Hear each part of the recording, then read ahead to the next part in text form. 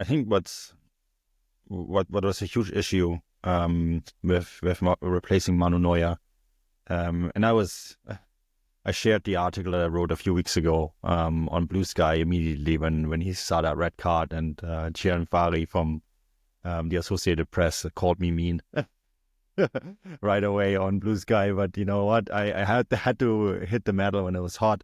Um, but I stand by a lot of what I wrote at the time. When it comes to Manuel Neuer, and statistically the decline is evident. It's there. It's right in front of our eyes. Like you can't, you don't even have to dig that deep to see it.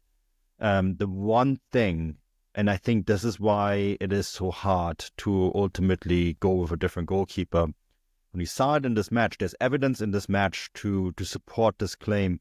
There was one moment where Davies, I think he tasseled with the ball. It was either Teller or Frimpong, out left on his side, Davies' side, right? And he gets the ball and he's under pressure, and he sort of looks up, and then if Neuer had been in goal, he would have probably punted the ball back to the penalty box, right? And then he sort of realizes, well, Manu isn't in goal, so I can't play the ball back because Peretz is much deeper, and I don't know if I can trust him with his feet as much. So then he tries to win the ball and then ends up winning a throw in, but it was a situation where he loses the ball. I think it was Frimpong. I'm not 100% sure. That player would have been through because either Teller or Frimpong are really fast. That player would have been through, right? And would have created a very dangerous situation. And it's moments like that where Neuer still gives the defense an outlet. And it's really difficult to replace that because there is simply not, at the moment, a goalkeeper in the world that can do this at this level. And you might point at Marc-Andre ter Stegen, who does this for Barcelona. Well, he's hurt and he plays for Barcelona, right? It's not like you're going to be able to get him. He's also in his mid-30s. There's statistical decline there as well. Barcelona fans will tell you all about it if you ask them. So it's not like you can just go and poach him and hope for the best, right? So I think that is really one of the main issues why Bayern Munich are not going out there to replace him, because it would completely change the way that they're playing. And that is, I think, really hard to do, right? I think the only guy who could possibly do it would be Ortega from Man City. He would be the only one who I think could possibly step into that. But even that is a step down from what you have right now. And I think that is something that whenever I look at this situation, I'm like, that is probably why they're hesitant. That isn't to say that they need to do it. I mean, the time is ticking, right? I mean, he's going closer to 40 and 40 every day now, and there is a time when he will just call it quits, and then you're in this situation anyways. Yeah, I mean, I'm a little less, what's the word I'm looking for? I'm a little less kind of willing to give Bayern the benefit of the doubt here, because I understand that there's maybe not any goalkeepers in the market as good as peak Manuel Neuer, but I think there's plenty of goalkeepers who are probably now better than Manuel Neuer. And I think But there's can you plenty of get goalkeepers. them? That's the question, Well, right? yeah, I know, but there's plenty of goalkeepers who, are perfectly good with the ball at their feet, who could play that style of football. I mean, the one that comes to mind for me is actually David Raya, who's at Arsenal. And, we're talking about a player there who they signed from, relatively little. They spent 30 million euros signing him from Brentford a few years ago.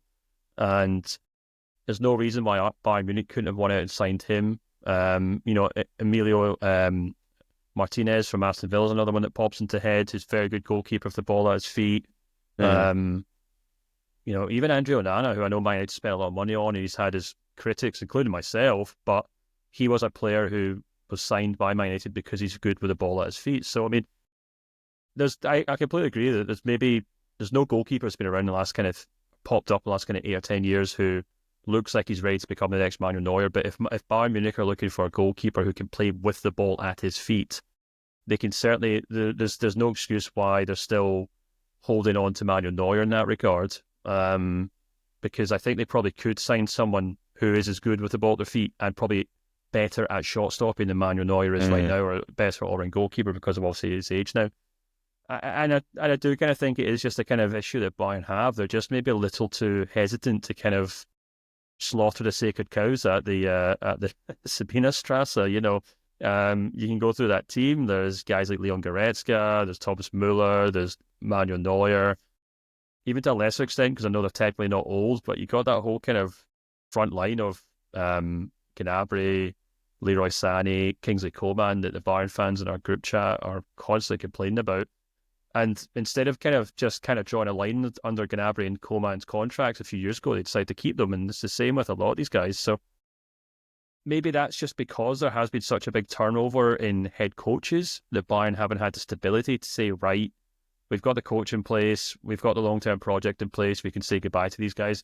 And, when you're changing head coaches every year, you can't exactly just kind of chuck Manuel Neuer at the back door and hope that things work out and throw caution to the wind. So I do understand why they've kind of decided to hold on to these big personalities and big leaders. But I doubt tonight was the first time that Vincent Kompany has seriously thought, I probably need a new goalkeeper in this team. And I doubt it's the first time this season that he's thought we desperately need a backup striker in January. So it'll be really interesting to see what Bayern do in January, because I think, I think these last two games are just a perfect example of just how thin Bayern are in certain positions. If Harry Kane was to pick up a serious injury in the second half of the season, that's genuinely something that could completely derail their season.